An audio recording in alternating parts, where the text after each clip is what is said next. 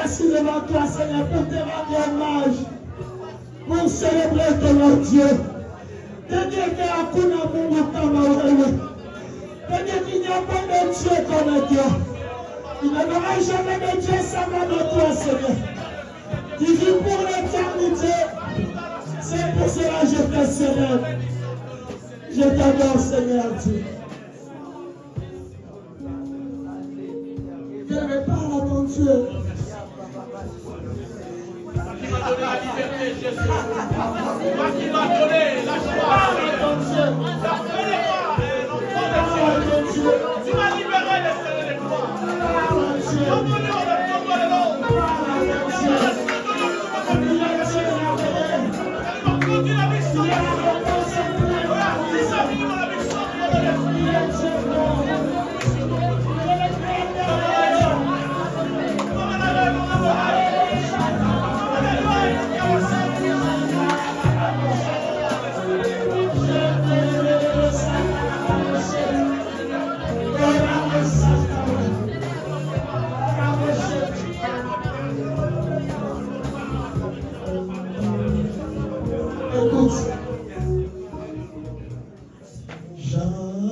J'entends ta douce voix, Jésus, je viens à toi, je viens au Sauveur avec moi, par le sang de l'amour, Jésus.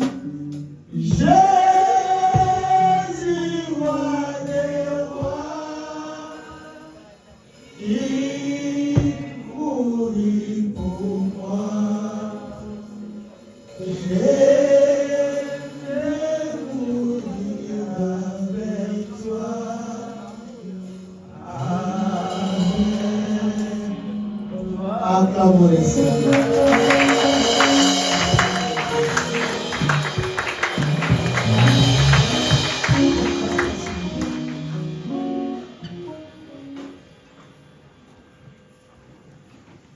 Il est merveilleux.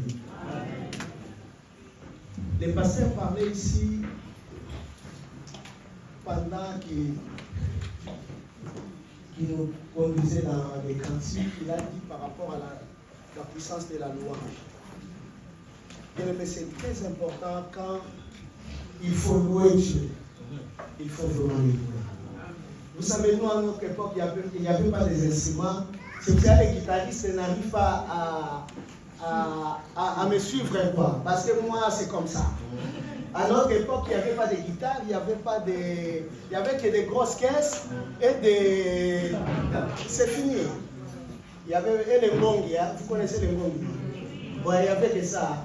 C'est pour ça qu'on chante toujours des organes, on est toujours en organe. Mais ce n'est pas grave. Merci de me soutenir. Avant de commencer, je bénis encore le Seigneur.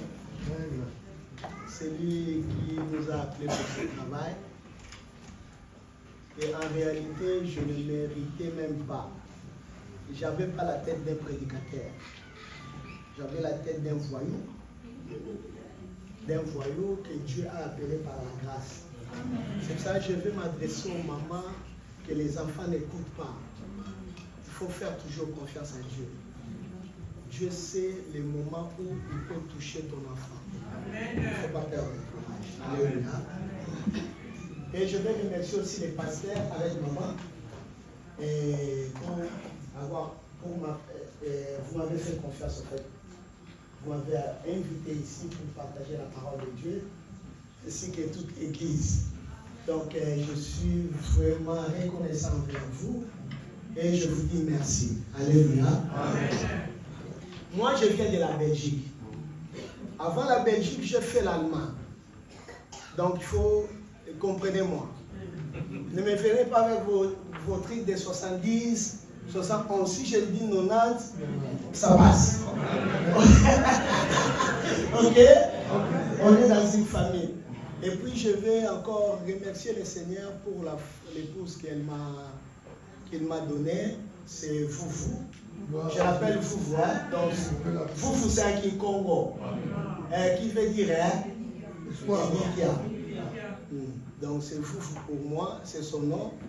Elle est aussi Foufou.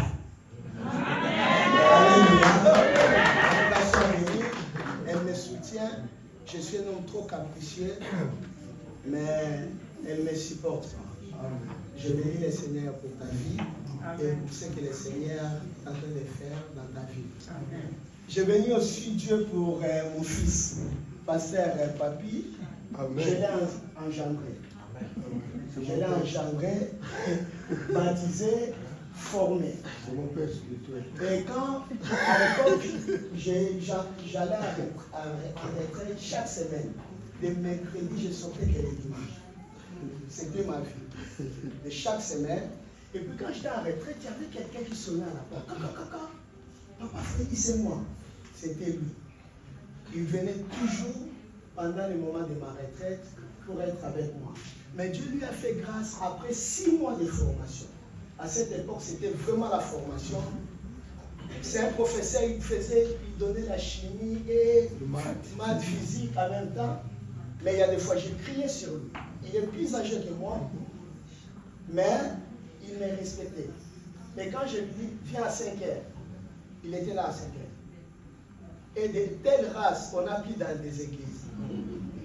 Si je lui dis à 5 heures, il vient à 5 heures. Je lui dis, bon, j'ai faim, va me chercher à manger. Il va me chercher à manger. Ce n'est pas que je l'ai maltraité. Je voulais lui donner quelque chose. Amen. Bien aimé, on n'obtient pas. Je peux parler. Allez-y. Vous savez, sur le plan ministériel, on n'obtient pas tout par la prière. Quelqu'un ne m'a pas compris ici. Amen.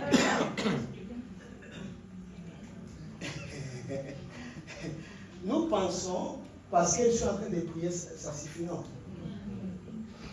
C'est comme si je suis chrétien, je prie, mais je méprise mon père biologique. Vos enseignements d'aujourd'hui, là.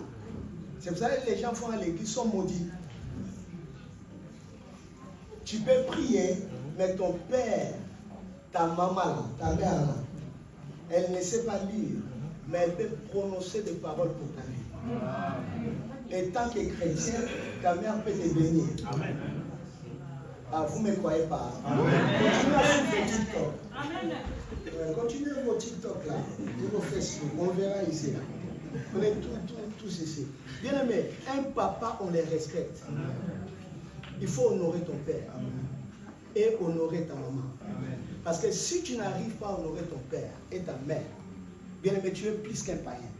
La Bible le dit. Nous les papas là, on est tout le temps des sorciers. On est tout le temps des sorciers. Maman, si tu as un problème avec ton mari, laisse tes enfants en dehors de ça.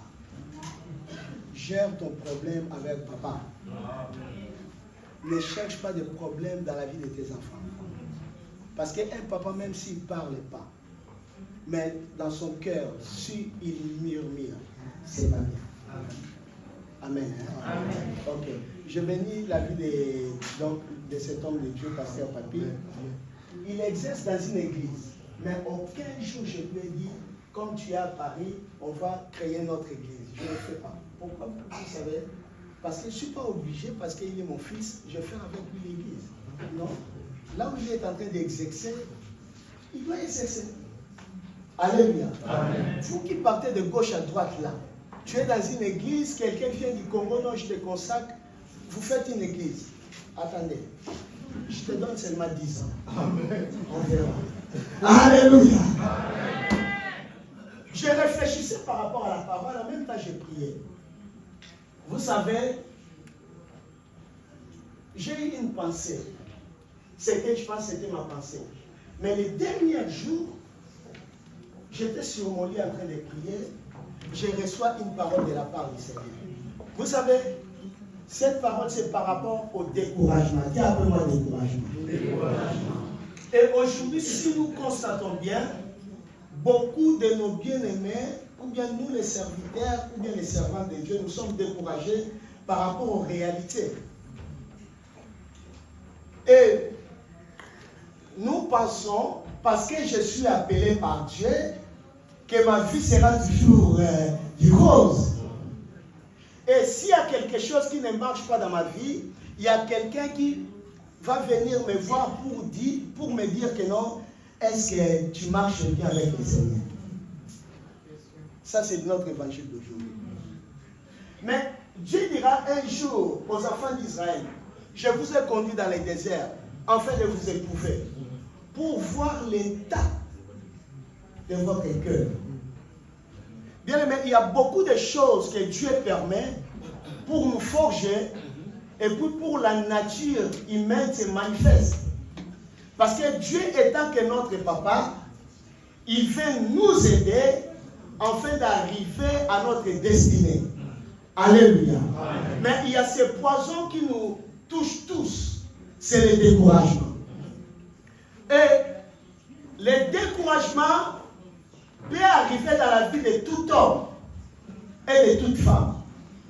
Même si tu as reçu l'onction, même si Dieu manifeste la grâce dans ta vie, bien aimé, un moment où tu peux être découragé. Vous savez, il y a des fois, tu reçois une prophétie et tu regardes le temps, cette prophétie est en train de durer. Ça prend du temps. Mais gloire à Dieu, il y a quelqu'un qui a dit c'est une prophétie dont le temps est bien fixé. Elle marche vers si elle tarde, attends-la car ça va s'accomplir certainement. En fait, c'est Dieu qui peut fixer le temps de l'accomplissement d'une prophétie. Mais nous, maintenant, nous regardons par nous-mêmes et par rapport à ce que les gens disent. Un jour, quand je voulais avoir 50 ans, un homme est venu, un homme de Dieu est venu vers moi. Il dit, pasteur, on a commencé à servir Dieu longtemps. Dieu met témoin ce que je dis. Bientôt là, on doit avoir des 50 ans. On n'a même pas de parcelles. On n'a même pas de parcelles. Il y a une coopération, ce qu'on appelle chez nous COP. Masolambo. De mettre les encres dans des planches pour avoir des dollars. C'était au métro Madou, ceux qui connaissent Pixel. J'ai regardé, j'avais rien. J'avais rien, papa, rien du tout. J'ai dit, j'accepte. Ou bien, j'accepte pas. Je lui ai dit, non. Il m'a cité le nom des pasteurs qui les font. Merci. J'ai dit non, je ne veux pas accepter. Quelques années après, on va lire le verset. Quelques années après, j'ai commencé à avoir des soucis dans ma vie. Tu sais, les versets des psaumes là, je connais beaucoup de psaumes par cœur. Vous savez à cause de quoi? À cause des problèmes de la vie. J'ai commencé à dormir dans un garage. Il n'y avait pas de toilettes. J'ai les deux témoins ici. Il n'y avait pas de toilettes. Pas d'endroit pour brosser les dents. Et quand les voisins tiraient la chasse, il y avait de l'eau qui sautait là où je dormais. Et puis quelqu'un est venu me voir. Papa Freddy, pourquoi ça? Pourquoi tu as fait ça? Je lui ai dit ceci. Ne pleure pas pour moi. Laisse-moi. Tu verras toi-même comment le Seigneur me sortira de cette situation. Amen. Et après quelques années, j'ai sorti. Mais avant que je sorte, il y a un verset que je lisais tout le temps. J'arrive, dis après moi, pasteur arrive. Ézéchiel, ça dit ceci. Les jours tu m'as frappé, la nuit tu m'auras achevé. Maintenant je marcherai humblement sur la terre des hommes. Alléluia. Vous savez, il y a d'autres humilités. Dieu peut t'imposer l'humilité parce que tu es têtu. Alléluia. Amen. Moi je dis ça à Lingala, ça va au même contre lui.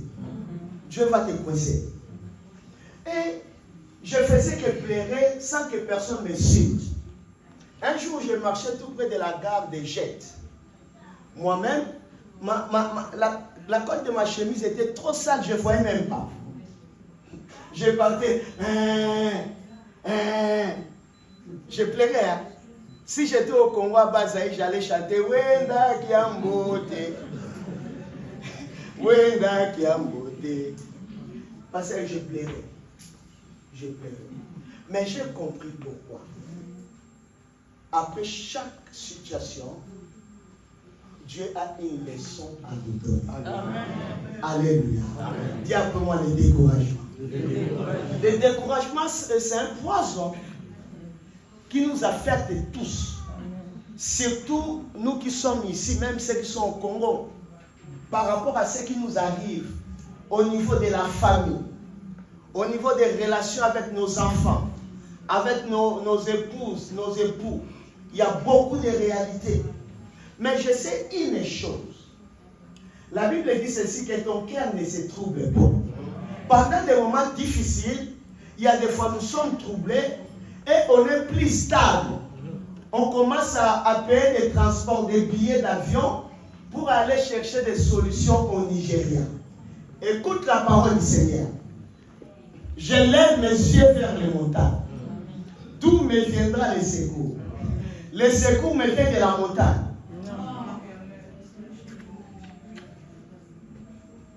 Le secours me vient de l'Éternel. Donc, le secours ne vient pas du Nigeria. Le secours ne vient pas du Congo. Le secours ne vient pas des grands bishops. Le secours vient de l'Éternel, celui qui a créé les ciels et la terre. Si Dieu veut te secourir, Dieu peut aller te chercher dans les torrents de tes rites. Là où il n'y a personne, mais Dieu te voit là. Si Dieu veut te donner la solution, Dieu va t'envoyer vers tes ennemis. Élie, la personne qui cherchait à les détruire, c'était Jézabel. Jézabel était des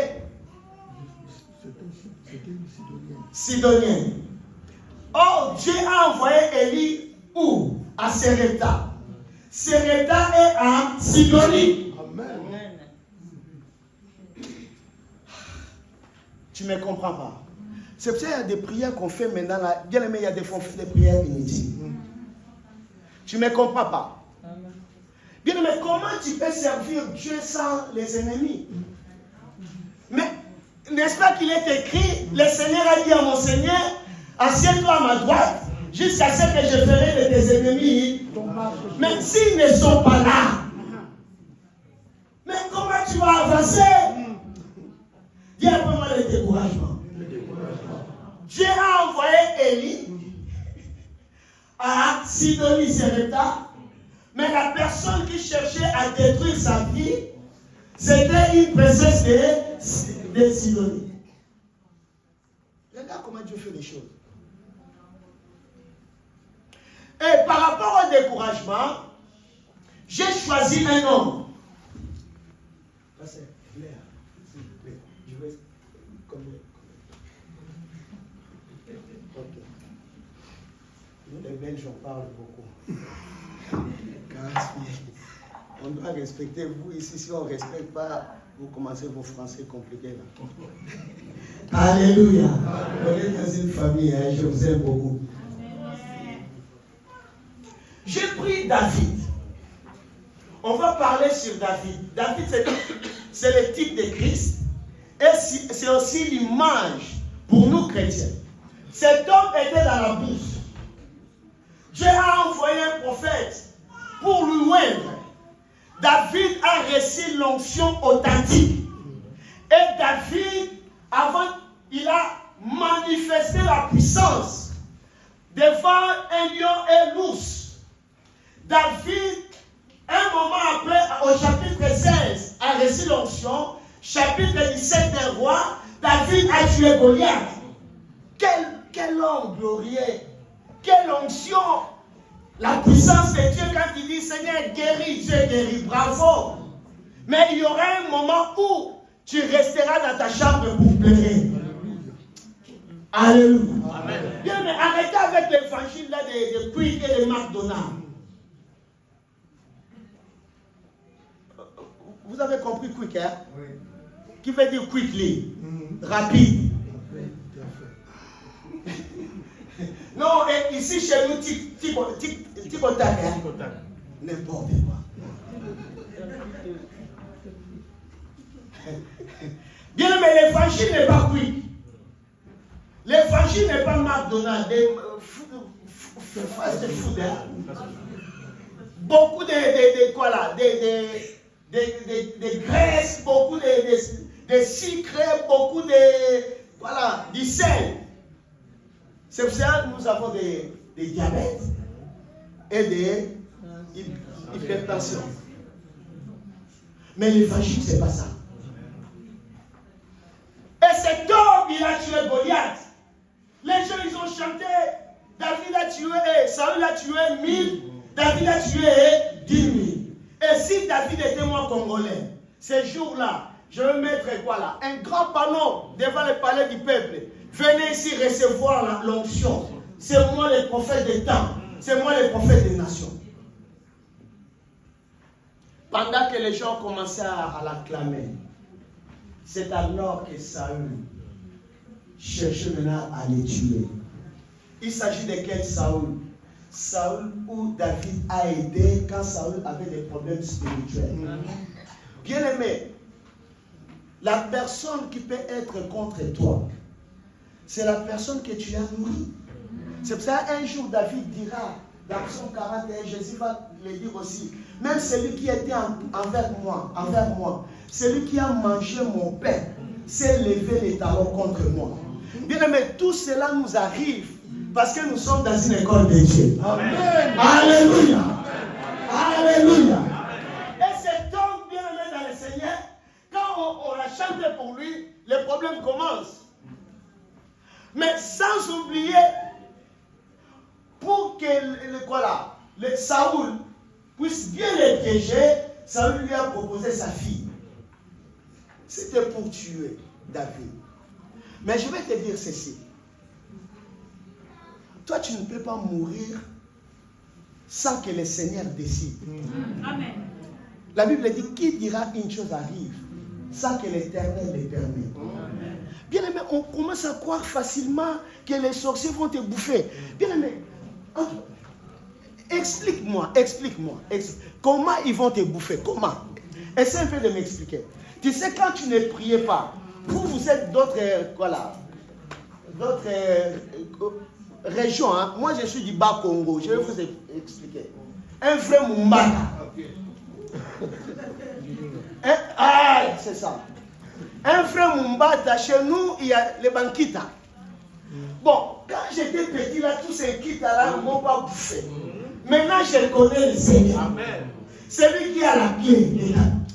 Mais il faut me bouffer comment? Amen. Bien, mais comment on nous prêche des bêtises? On est là, amen, c'est pain chaud. C'est pas pain chaud, pain pourri. La Bible dit, ce peuple souffre le fruit de ses pensées. Bien, mais ce que tu penses, c'est ce qui va arriver dans ta vie. N'est-ce pas qu'il est écrit, la vie et la mort sont au pouvoir de la langue. Quiconque les mangera les fruits, l'homme sera rassasié des fruits de ses lèvres. Alléluia. Et cet homme a commencé à fuir. Mais regarde, David va aller où?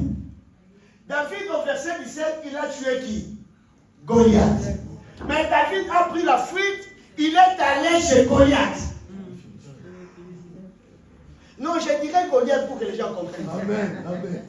Il a tué Goliath. Les gens savaient qu'ils ont chanté pour cet homme, il a tué notre frère. Mais quand maintenant Saül cherchait à le tuer, il a fui chez les Philistins pour aller chercher refuge. Mais quand Akish l'a refusé, David est allé dans la caverne d'Abdullam. C'est là où David a fait beaucoup de psaumes. Quand il a dit, de ma foi je crie à l'Éternel, de ma foi je pleure l'Éternel, je répands mes plaintes devant lui. C'était en ce moment-là, il était dans les cavernes, avec des scorpions, c'est le Moutou rouge. Ça, c'est pour les Congolais. Amen. Moutou rouge en français, c'est quoi?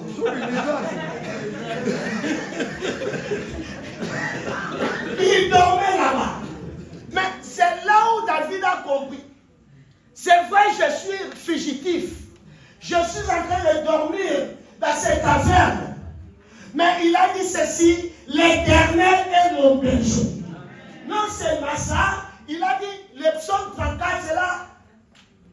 Et parallèle avec ce qui s'est passé dans 1 Samuel 22. Là où il parle d'Abimelech. David dira ceci. Quand on regarde vers toi, on tourne les regards vers toi, on fait quoi?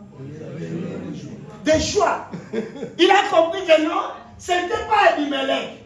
Abimelech m'a refusé. Mais j'étais dans la caverne. Mais il a compris aussi, celui qui habite sous l'abri du Très-Haut repose à l'ordre du Tout-Puissant. C'est vrai, je suis dans la caverne, mais la main de Dieu est sur moi. La main de Dieu est sur moi.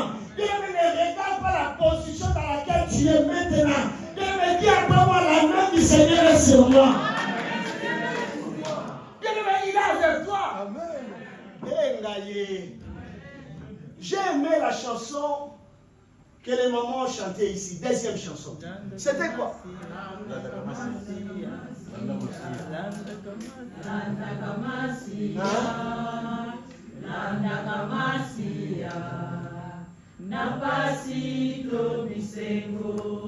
Au moins, des chansons pareilles dans nos églises là, il n'y a plus.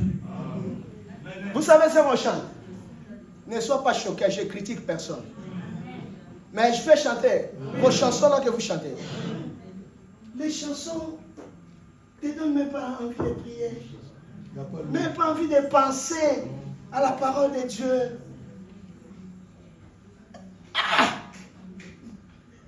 Un jour, mon pasteur, c'était en année 89. Quand on s'est converti, on était des jeunes convertis. On chantait. Vous savez, au Congo, les voisins sortaient les radios Thomson là. Et ils mettaient la musique à haute voix. Et la musique, il y avait la musique. Maman pasteur a commencé à danser. Pour elle, elle danse la chanson chrétienne. Et puis ça a changé. C'était Zaïko. Et puis mon pasteur m'a appelé. Ilonga.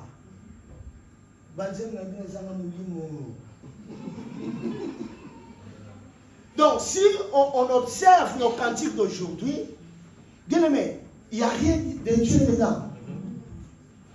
Donnez-moi 5 chansons qu'on essaye ensemble d'examiner. Vous n'allez rien trouver. C'est pour cela chez moi, d'autres chansons, quand vous commencez, je dis pas ça. Non, pas ça. Vandalayo, vandal. Pas ça ici. Attends, quand il y aura une fête de l'église, allez chanter ça là-bas. Non, bien aimé, le but des cantiques, c'est nous amener vers Dieu, de réfléchir, de prier, d'être réconforté en même temps. Vous savez, moi je suis arrivé en Europe à 21 ans. Année 91. On était des jeunes à Pengui. Vous savez ce qui m'a aidé de retourner? Quand j'ai quitté le Congo, je ne connaissais pas de Ningo. Mais un jour, j'ai écouté ces cantiques. J'ai commencé à pleurer. Sans que personne me tape.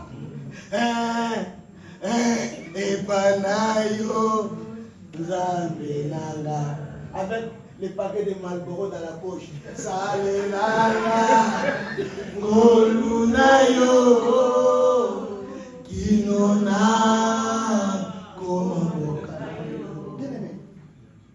Ça, même si tu vas réfléchir. Mais vos chansons là, nos jeunes, vos chansons. Bon, moi j'avance, je n'ai pas beaucoup de temps. Alléluia. Amen. Et cet homme, dans ce torrent, dans cette caverne, la Bible dit, les gens sont venus vers lui, se rejoignent à lui. La Bible dit qu'ils étaient des vaillants hommes de David. On peut voir aussi dans 1 Chronique 11 et 12, les vaillants hommes de David. Ils étaient des hommes puissants. Ils étaient avec David pendant que David n'avait rien du tout. Mais David avait Dieu. Bien aimé, je vais vous dire ceci. Vous savez, nos églises sont influencées par rapport peut-être au nombre. C'est vrai, nous voulons les nombres. Bien aimé, si vous avez un homme de Dieu qui a Dieu, il faut les soutenir. Ne cherche pas d'abord Jérusalem. David n'a pas commencé à régner d'abord à Jérusalem. David a commencé à Tiglath. Il a avancé. Il y avait des étapes. Bien aimé, la vie avec Dieu, il y a des étapes. Il ne faut pas être découragé. Étant que pasteur, ne sois pas découragé. Les membres aussi, vous ne devez pas être découragés. Ne liez pas votre destinée par rapport aux autres. Alléluia. Amen. Ah, j'aime Dieu. Regarde ce que Saoul va faire pour qu'il puisse piéger David. Il a dit, David, je vais te donner ma fille. Mais pour la dot, je ne te demanderai rien du tout. Donne-moi seulement 100 prépuces des Philistins. Ah! Mais comment je vais chez... Bon, prépuces, vous les connaissez, non? Des Philistins. Donc, pour que je puisse avoir 100 prépuces des Philistins, je dois aller tuer les Philistins. Donc, les Philistins, mais David, comme il avait Dieu avec lui, David a ramené des sangs au lieu de sang. Il a ramené des sangs. Donc, cela veut dire quoi? Même s'ils te mettent des pièges, aussi longtemps Dieu n'a rien décidé, rien ne t'arrivera. C'est pour ça que Michel un jour dira ceci: mon ennemi, ne te réjouis pas mon sujet. Si je tombe, je me relèverai. Si je suis dans les ténèbres, le Seigneur sera ma lumière. Bien aimé, cet homme, Saül a cherché par tous les moyens de le détruire. Mais il ne pouvait pas être détruit. Vous savez pourquoi? Parce qu'il avait la promesse de Dieu. Dieu lui avait promis, c'est lui qui devait diriger Israël en tant que roi. Bien, mais comment tu es en train de réduire la parole de Dieu qui est dans ta vie? Frère, la parole de Dieu qui est dans ta vie, ne la réduis pas. C'est que Dieu a dit. Dieu est fidèle de l'accomplir. Ne les cherche pas tes moyens pour que cela se réalise. Laisse Dieu faire des choses, c'est comme il fait. Alléluia. Amen. Et cet homme, bien aimé, continue à marcher toujours avec Dieu, mais dans des cavernes, dans des moments compliqués. Mais il va dire quelque chose. Les justes viendront m'entourer. Quand tu m'auras fait du bien. Tu sais, tous ceux qui t'abandonnent là, parce que ta situation est compliquée, il ne faut pas rentrer à rendre avec eux. Laisse-les, ils vont revenir t'entourer. Quand Dieu va te faire du bien, ils vont te dire, un jour j'ai traversé les frontières, un pasteur m'appelle. Alors, pasteur Freddy, pasteur Joseph, je t'ai cherché. J'ai dit oui. Non, moi j'ai rien dit. Moi j'ai rien dit. Les gens ont dit, ils sont venus vers moi, ils ont dit des choses, mais moi j'ai rien dit. Oh, je ne comprenais pas. Comment ça t'as rien dit? Non, parce que je dormais. C'est que je vis dans mon songe. Moi je n'ai pas de problème. J'ai rien dit. Bien aimé, je déclare pour toi. Amen. Les gens vont dire que j'ai rien dit. Amen. Ils ont dit, j'ai rien dit. J'ai rien dit. Bien, mais si tu es dans le plan de Dieu, peut-être toi-même tu te négliges au fait. Si tu es dans le plan de Dieu, quand Dieu décide une chose, l'apôtre Paul dira ceci: je suis persuadé, celui qui a commencé cette bonne œuvre l'amènera où? À la perfection. Donc quand Dieu commence une chose, Dieu amène cela à la perfection. Et Habakkuk a dit ça bien. Toutefois, je vais me réjouir à l'Éternel, car l'Éternel est le Dieu de mon salut. C'est lui qui me conduit sur mes lieux élevés. Alléluia.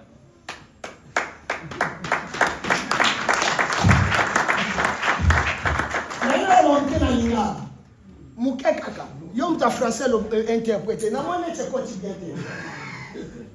Ta na bien. Na nyonso. Na linga na sebela na kolo. Pour azanza balobiko na ngai. Je vais traduire l'obiko. L'obiko vient de soltero. Que veut dire guérison, délivrance, restauration, bénédiction, paix. Bien même tout ce que tu veux, car il est le Dieu de mon salut. C'est lui qui me conduit sur mes lieux élevés. Et Jérémie dira ceci: l'homme est incapable de diriger lui seul ses pas. Il ne tient même pas au maillot.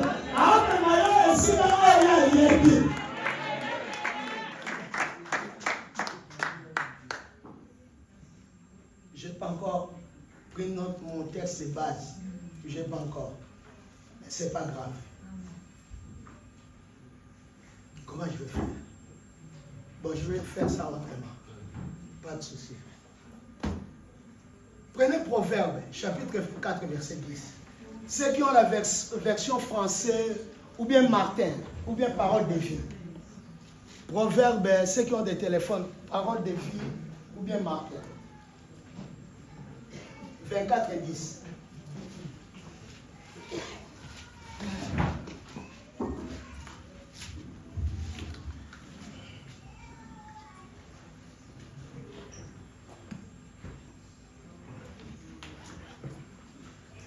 Oui. Je lis la parole du Seigneur. Amen. Proverbe 24, verset 10.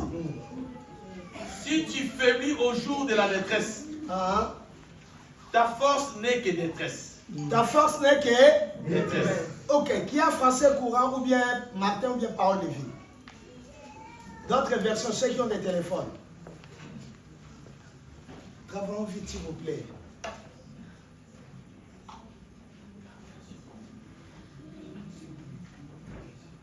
Français courant, Parole de vie. Ou bien Martin.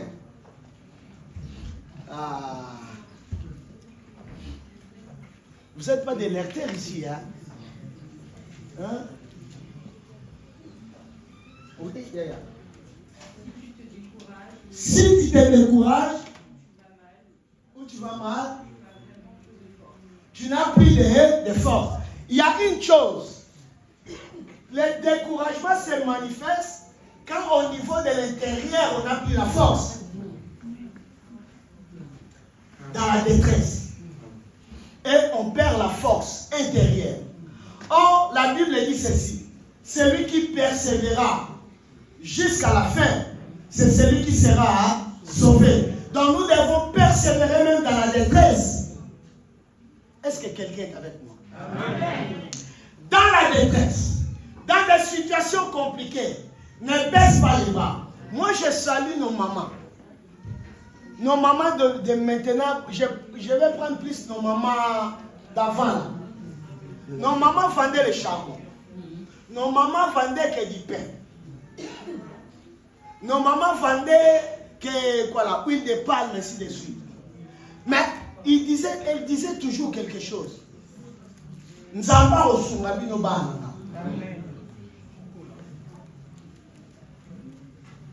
Peut-être vous êtes, votre père était ministre, votre mère, je ne sais pas comme c'est raison. Mais moi, mon père fonctionnaire de l'État, chef de collectivité ou bien quartier à l'époque, ou bien localité. Donc, ce que je suis le fruit de Dieu. Qui est marié à une seule femme, que son père avait beaucoup de femmes. Qui? Vous avez une seule femme? Ok. Papa presque 50 ans, il est toujours avec maman. Ok, mais son père avait combien? Plusieurs. Je vais vous poser la question. Vous qui nous parlez toujours des liens là, liens. Pourquoi pas ces liens-là à toucher papa? Mais comment vous êtes borné? Moi, mon père n'a pas monté dans un avion. Mais moi, j'ai monté plusieurs fois pour aller prêcher l'évangile. Mais il y a un avion pour aller.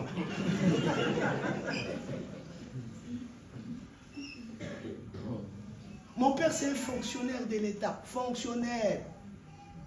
Au moins, il va fonctionner, il va faire tout. Avec tu verras cordonnier. Mais Dieu m'a appelé. Dieu m'a dit, je serai avec toi. Tu vas voyager dans le monde pour l'évangile. Et les démons de Bambate et de Basakata, ils étaient pour me bloquer afin de ne pas voyager. Personne ne te bloquera. Amen. Tu seras bloqué par toi-même. En fait, personne n'a la capacité de te bloquer. Bien, mais crois-moi. 1 Samuel chapitre 30, on va aller maintenant. Je vais parler pendant 10 minutes, comme ça on va prier.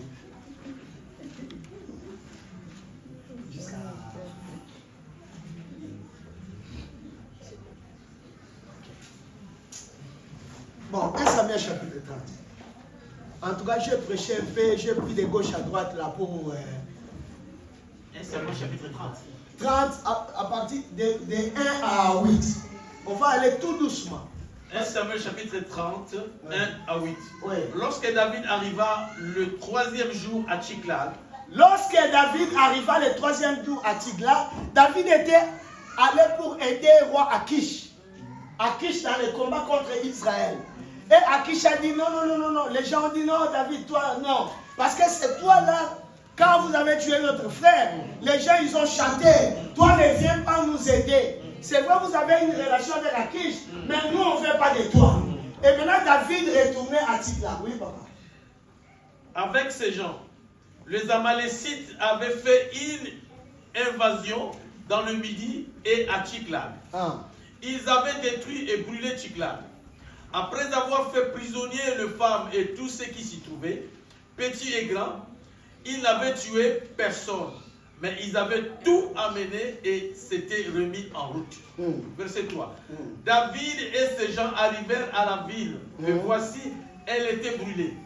Et leurs femmes, leurs fils, leurs filles étaient amenés captifs. Alors David et le peuple qui était avec lui élevèrent la voix et pleuraient. David a commencé à faire quoi? À pleurer. David et ces gens-là, ils étaient des vaillants. Des vaillants qui se sont unis à David dans 1 Samuel 22. Mais ils ont commencé tous à pleurer.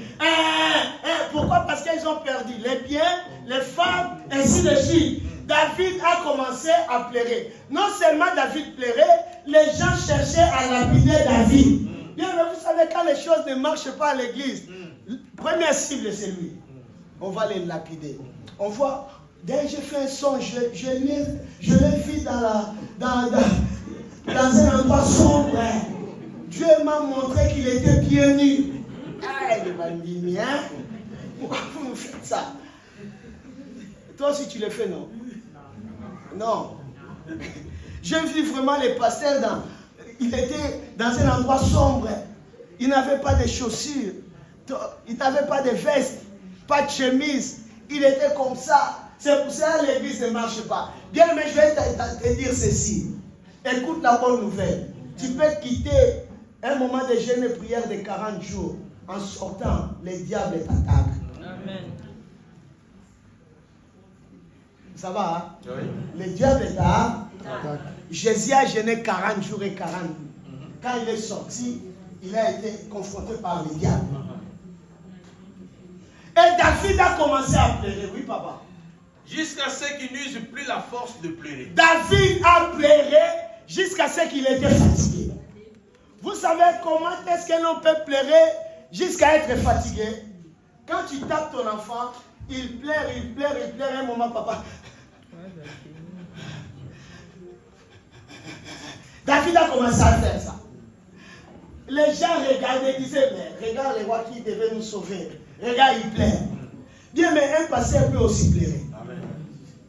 Vous savez, c'est comme une carapace de tortue. Tu vois à l'extérieur, c'est solide. Mais à son intérieur, c'est comment? Il y a des fois à la maison, tu restes, tu es assis sur ton lit, tu pleures. Ah Seigneur, mais le téléphone sonne. Papa, on a besoin de ça. Rakabochete. Mais tu viens de pleurer. Bien, mais c'est ça la vie avec Dieu. Que personne vous trompe. Oui. Les deux femmes de David avaient été amenées. Les femmes de David aussi pris en otage. Achinoam de Gisraël et Abigail de Carmel. Pris en otage. Femme de Nabal. David fut dans une grande angoisse. David fut dans une grande angoisse. David était dans la détresse. Ou bien David a craqué. Pourquoi? Parce qu'il n'a rien fait du mal. Mais les Amalécites sont venus, ils ont pris femme, enfant et les biens, ils sont partis avec. Mais Seigneur, pourquoi tu ne m'as pas montré? Pourquoi tu ne m'as pas dit que ça va y arriver? Seigneur, qu'est-ce que je fais? Seigneur, c'est quoi au juste? Et pendant ce moment-là, tu te poses des questions dans son intérieur. Les gens cherchent aussi à te lapider. Tout ça là, c'est à cause de toi. Tout ça là, c'est à cause de toi. David a pleuré, David a compris une chose. Si je continue à pleurer, ces gens-là vont me tuer. Et qu'est-ce que David a fait? David fut dans une grande angoisse car le peuple parlait de les lapider. Parce que tous avaient de l'amertume dans l'âme. Chacun à cause de ses fils et de ses filles. Mais David reprit courage. Dis après moi, mais David reprit courage. David reprit courage.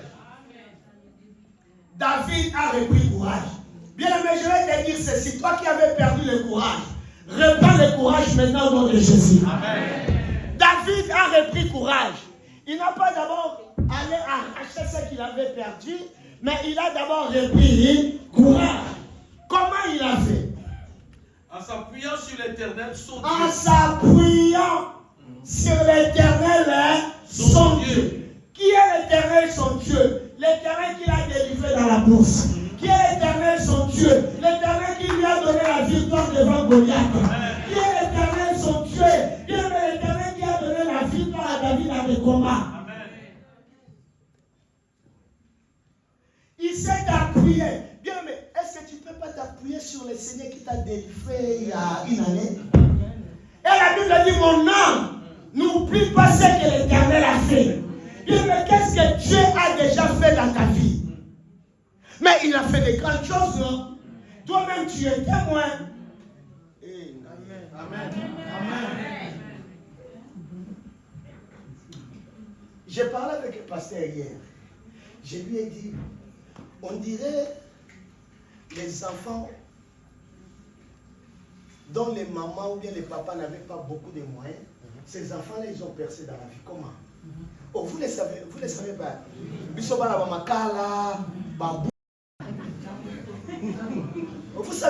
pourquoi?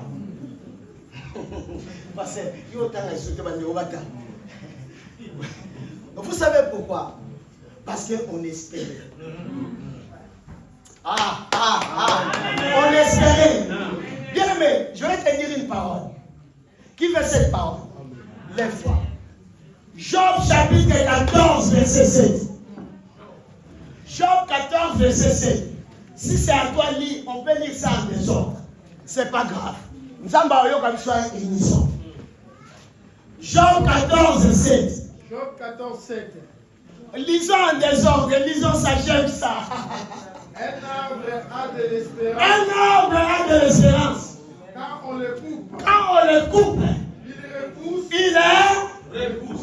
Il produit encore des rejetons. Il produit encore des rejetons. Alléluia. Un arbre a de l'espérance. Même si on le coupe, il produit quoi?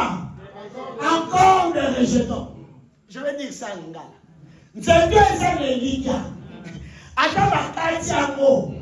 Ebota nango kaka. Bien aimé, parce que au cas où tu es mais c'est vertical inacé. C'est vertical inacé.